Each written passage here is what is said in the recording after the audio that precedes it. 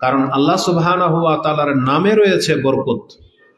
কেউ যদি শুধু তার নামগুলো জপে, এর বিনিময়ে আল্লাহ সুবহানাহু ওয়া তাআলা তাকে জান্নাত দেওয়ার ফয়সালা করে দিয়েছেন।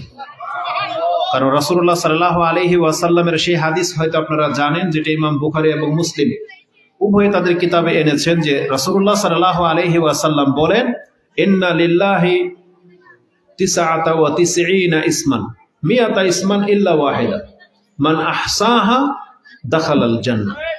আল্লাহ সুবহানাহু ওয়া তাআলার 100 নাম রয়েছে, এক কম, মানে 99টি নাম রয়েছে।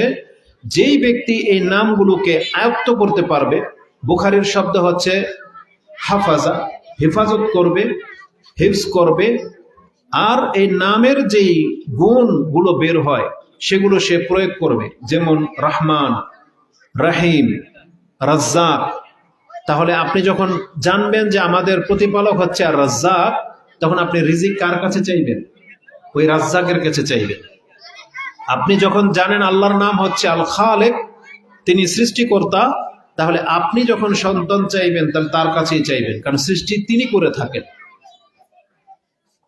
এইভাবে আল্লাহ সুবহানাহু ওয়া তাআলার নামগুলো আপনি জপবেন এবং তার কাছে দোয়া করবেন। যেমন রাসূলুল্লাহ সাল্লাল্লাহু আলাইহি সাল্লাম বলেছেন, দোয়াতে যখন কোনো ব্যক্তি এটা বলে, ইয়া হাইয়ু ইয়া কাইয়ুম, এটা অনেক বড় পাওয়ারফুল একটা বাক্য। বিরহমাতিকা আস্তাগীস, আল্লাহ আমি তোমার রহমতের মাধ্যমে তোমার কাছে সাহায্য কামনা করতেছি। এগুলো অনেক বড় বড় দোয়া।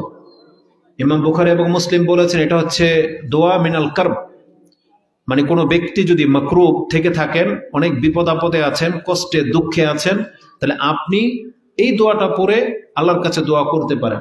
কি বলবেন? ইয়া হাইয়ু ইয়া কাইয়ুম বিরহমাতিকা আস্তাগীস আল্লাহুম্মা আসলিহ লি শানি কুল্লাহ ওয়ালা তাকিলনি ইলা নাফসি তারফাতা আইন। এই দোয়া আপনি যখন তখন পড়তে পারেন, বিশেষ করে সকাল এবং সন্ধ্যায়। রাসূলুল্লাহ সাল্লাল্লাহু আলাইহি ওয়াসাল্লাম তিনি তার মেয়ে ফাতেমা রাদিয়াল্লাহু তাআলা আনহাকে বলতেছেন, মা ইয়ামনাউকি, তোমাকে কে নিষেধ করলো আমি নিজে তোমাকে যেই বাক্যগুলো পড়ার ওসিয়ত করতেছি সেই দোয়া থেকে তোমাকে কে গাফেল করলো? মানে কেন তুমি এটাকে গুরুত্ব দিচ্ছ না? তুমি যখন সকালে উপনীত হবে, তুমি যখন সন্ধ্যায় উপনীত হবে, তখন তুমি এই বাক্যগুলো দিয়ে অবশ্যই দোয়া করবে যে ইয়া হাইয়ু ইয়া কাইয়ুম বিরহমাতিকা আস্তাগীস আসলিহ লি শানি কুল্লাহ ওয়ালা তাকিলনি ইলা নাফসি তারফাতা আইন। আল্লাহ, ইয়া হাইয়ু ইয়া কাইয়ুম, হে চিরঞ্জীব, হে চিরস্থায়ী, বিরহমাতিকা আস্তাগীস, আমি আপনার রহমতের প্রত্যাশার মাধ্যমে আপনার কাছে সাহায্য কামনা করতেছি।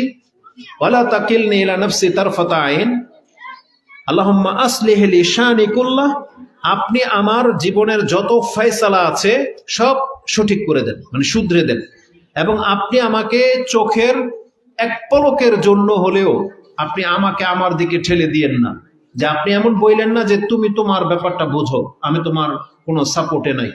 মানে আল্লাহ যদি কোনো ব্যক্তিকে এটা বলে যে ঠিক আছে তোর দায়িত্ব তোর, তুই তোরটা বোঝ। যেমন আমরা অনেক সময় পিতামাতারা রাগ করে বাচ্চাদেরকে বলে যে তোর ব্যাপারে আমরা কিছু জানি না, তোকে অনেক বুঝাইছি, এখন তুই তোরটা বুঝ। যখন একটা বাচ্চা বা ছোট ভাই বা কেউ যখন বিপদে পড়ে, তখন বড়রা তখন এই কথাটাই রেগে গিয়ে বলে যে এখন তুই তোরটা বুঝ। আপনি কি জানেন, একজন যুবক ছেলে এটা ভুল করে ফেলেছে, ধরেন বড় ধরনের বিপদে ফেসে গেছে, এখন ও যদি গার্জিয়ানের সাপোর্ট না পায়, ও বুঝবে এটা কত বড় পেরেশান। একটা আপন বড় ভাই না থাকলে, একটা পিতা না থাকলে, বা ওকে শেল্টার দেওয়ার মতো কোনো ব্যক্তি যদি না থাকে, তখন ও কিন্তু বিপদগামী হয়, ও যা খুশি তা সিদ্ধান্ত নিয়ে ফেলে। কিন্তু যখন ওর এই পেরেশানিটার দায়িত্ব ওর কোনো গার্জিয়ান নিয়ে নিবে, তখন কিন্তু সঠিক রাস্তা পায়, তখন ও বুঝতে পারে যে আমাকে এখান থেকে উদ্ধার করার রাস্তা দেখানো হয়েছে। ঠিক আল্লাহ সুবহানাহু ওয়া তাআলা তিনি যদি আমাদের কাছ থেকে হাত উঠিয়ে নেন, মুখ ফিরিয়ে নেন, তাহলে আমাদেরকে আর কেউ রক্ষা করতে পারবে না। এই জন্য রাসূলুল্লাহ সাল্লাল্লাহু আলাইহি সাল্লাম বলতেছেন, প্রত্যেকটা বান্দার উচিত সে সকাল সন্ধ্যায় এই দোয়া বলবে যে ওয়ালা তাকিলনি ইলা নাফসি তারফাতা আইন, আল্লাহ তুমি আমাকে শুধু চোখের পলক পড়ার যতটুকু সময় লাগে এতটুকু সময়ের জন্য দূরের মাঝে অন্তরাল হয়ে আছেন বিদায় আমাদেরকে শয়তান কিন্তু কাফের বানাইতে পারতেছে না। আপনি দেখেন পৃথিবীর কত শত মানুষ কাফের, কিন্তু আপনি আমি মুসলিম। এই জন্য সবসময় এটা মনে করবেন যে আল্লাহ আমাদেরকে ঘিরে রেখেছেন, আল্লাহ আমাদেরকে সাপোর্টে রেখেছেন। আল্লাহ যদি আমাদের কাছ থেকে মুখ ফিরিয়ে নেয়, তাহলে আমরাও তাদের মতো বিপদে চলে যাব। এই দোয়াগুলো খুব গুরুত্বপূর্ণ। তা আমি কেন বললাম যে আল্লাহ সুবহানাহু ওয়া তাআলা আমাদের রাসূলুল্লাহ সাল্লাল্লাহু আলাইহি ওয়াসাল্লামের মাধ্যমে আমাদের উপরে অনেক বেশি ইহসান করেছেন, তাই আমরা সে রাসূলের প্রতি সালাত এবং সালাম পাঠ করি। যেমন